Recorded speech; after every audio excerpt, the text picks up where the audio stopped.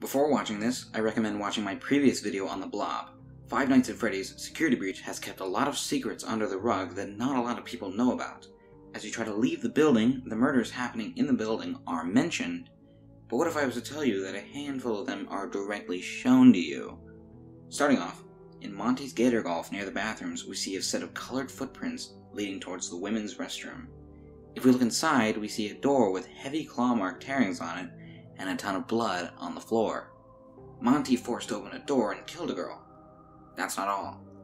Under the PizzaPlex, we see multiple Chica shrines with supplies near them. There was at least one person living in the sewers, but they're clearly not there, so they were likely taken, possibly by Chica. There have been disappearances all over the PizzaPlex, which leads me into the second part of my Blob theory. In the same way that the special delivery victims were being harvested for Remnant, these spirits were as well. The Blob will consist of the construction workers and the PizzaPlex victims. But there's more. Glamrock Freddy refers to the Blob when he says, "My friends are here.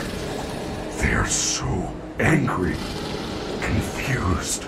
In a previous video, I theorized that Glamrock Freddy is Charlie, but here this wouldn't work as Charlie does not know the PizzaPlex victims or the construction workers.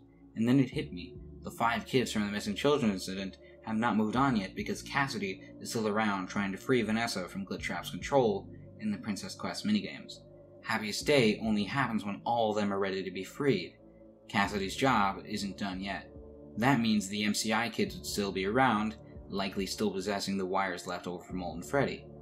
I said in my previous video that the leftover wires and endoskeletons from the epilogue became the Blob. This would include the remains of Molten Freddy. This would mean the Blob is an amalgamation of the MCI kids, the PizzaPlex victims, and the construction workers. I could end it right there, but there's even more I want to bring up regarding the MCI victims.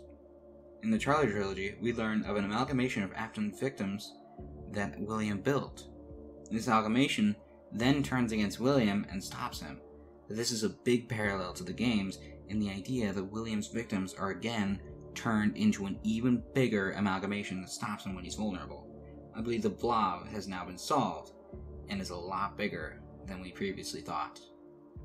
That is all I have for today. I will see you all on the flip side.